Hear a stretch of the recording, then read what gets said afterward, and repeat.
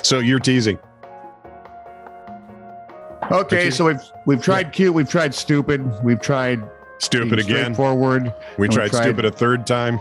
We've tried. How many shows have we done approximately? 300. So we probably tried 295 stupid. 3 cute. I was hoping I didn't have to count all of them. And 2 straightforward. Yeah, is my guess. Yeah, lovely. If you wanted to bet on that, which I believe is legal now, because this would be like sports betting. That'd be pretty close. If we moved. Yeah. So bet on this. If you're watching, listening, and or hearing this, just go with it. He's on a roll. It's like when the Germans attacked Pearl Harbor. Now I'm distracted. I've distracted myself. I hope I'm happy. I'll let you know. I'll get back to you on that. See, you guys, you're getting a little glimpse of my world behind the scenes. Continue on, young man. So if you would please like, subscribe, and or follow This Is Truly News, although you probably already do that. So if you could please have your friends and or neighbors and or children, people you don't like, people you do like, people you've never heard of before, just send out mailers. You can call them. You could be that nasty thing that goes, hi, listen, I'm calling from. And as soon as they figure out you're not a car warranty guy, they'll probably listen to you. Have them, all of them, like, subscribe, and or follow This Is Truly News. And actually, Scott's going to give away much of his money if we can get one entire town and or a city over 50,000 people to actually all of you like, subscribe, and or follow us on an ongoing basis. Yeah, I'll sell one of my children. I met your children. You might want to sell them both. I was going to say. Yeah. Lease them anyway, This is true, really news with Scott Combs and Tony Vercanis. All the news you're about to hear is true. Really? As far as you know. An Oregon woman was in her first year of training as a... Her first year of training. Is that like a fierce first? Yes. She was in her first year of training as a fierce DEA agent. He's holy, isn't he? While standing near a silver Dodge Charger with red and blue emergency lights and a tactical vest with a DEA patch in the trunk, right next to her trainer, they were approached by officers of the Portland Police Bureau. Okay. An officer asked if they were federal narcotics agents. The man said they were. Then he asked the woman to show DEA credentials, which she did, and she handed her badge over as well. Problem was, they were fake. Oh, so close. After the woman told her story, her companion, 41-year-old Robert Edward Golden, old enough to know better, was arrested and charged with impersonating a federal agent. Ooh, so he wasn't Golden. No, the woman who was not charged with a crime said Golden had issued her the badge and had for a year taken her on nightly ride-alongs and helped her practice shooting. Golden allegedly told police that during the ride-alongs, he'd take the woman to talk to homeless people in an attempt to recruit confidential informants. Officers found handcuffs, holsters, and a BB gun that looked like an AR-15 in Golden's possession. See, that's one tip, lady. If it's actually a BB gun, it's not. I don't think Armalite makes a BB gun. No. He insisted that he and the woman were simply involved in cosplay or costume play and wore the DEA agent costumes for protection so they wouldn't be bothered near their apartment complex.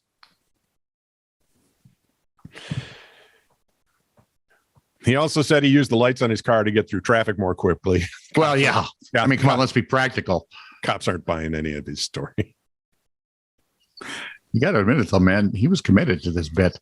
Well, and the question I have is, what's the end game here?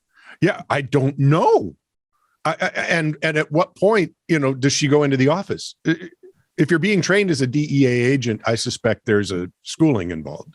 And paperwork at the very least, because it's a federal government agency. First things first. Odd. Young people in Norway are called to military duty to guard NATO's northern borders. And until recently, when they were discharged, they were allowed to take their military-issued underwear with them. All right, let's all look around. Anyone surprised here? I'm concerned right now. Oh, you should be. Because that ain't happening no more. Oh, boy. According to a Guardian report, COVID-19 has caused supplies to dwindle because apparently shutting down the world economy is a bitch. Who knew? Yeah. Who could have guessed that? And I'm not even that bright. Anyway, beginning January 7th, people leaving the service are being asked to please hand over their unmentionables. And if you would, they need to be washed, cleaned, and checked. They don't want any racing stripes. No, I was thinking they had to make it into like a checkerboard. Or they get a little thing examined by, SC. Little sticker in the bottom. The Defense Logistics spokesman, Hans Meisengard, said what we distribute is always in good condition. Yes. Yeah. Okay, guys, we're going to change our underwear. Johnson, you changed with Thompson. The problem I have is someone else had it in good condition first. Now I'm getting it in good condition like new. Or at least used. Do they have the little thing like Amazon does? Something folded over. One minor spot. Here. Slight fray in the elastic. I don't know. I would love that. That was awesome. They ought to sell those on eBay. They probably do. Headlines.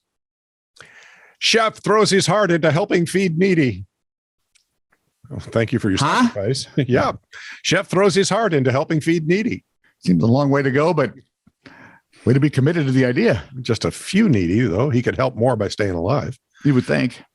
Local high school dropouts cut in half. Oh, could use their hearts. Hospitals are sued by 7-foot doctors. How many they got? Because they just got a basketball team. All we know is they're tall. Yeah. Typhoon rips through cemetery. Hundreds dead.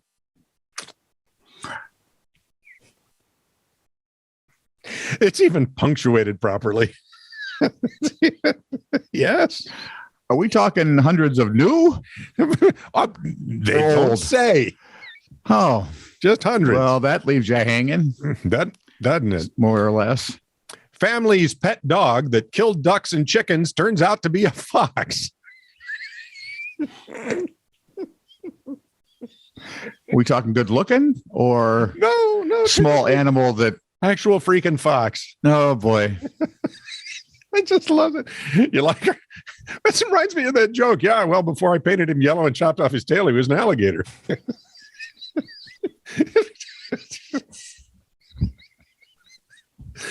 You're just wrong on so many levels. Where is this from? Do we know? Where? What?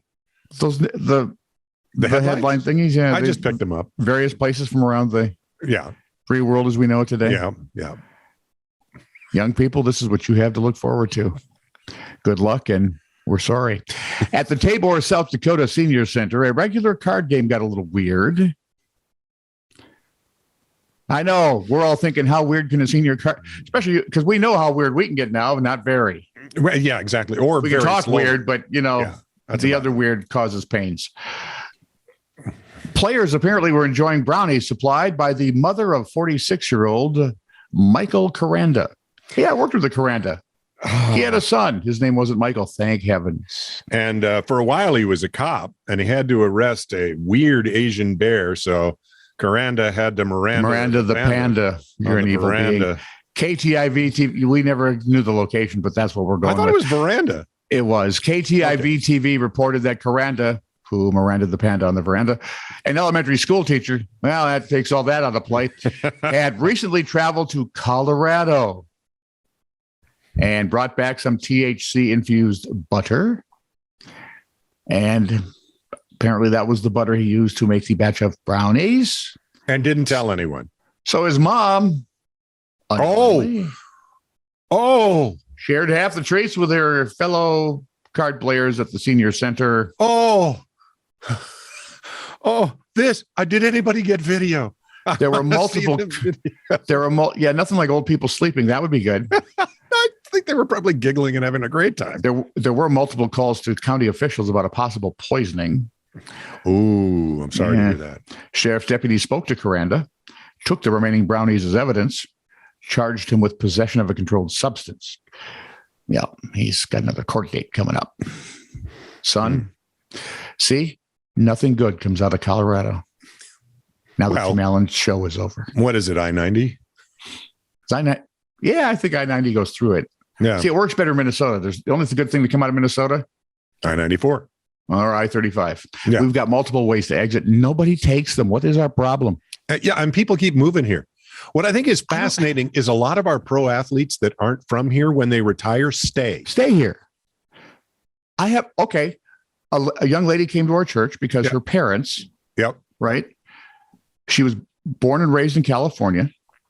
Okay. She came to, they both graduated from the U of M, but matriculated to California.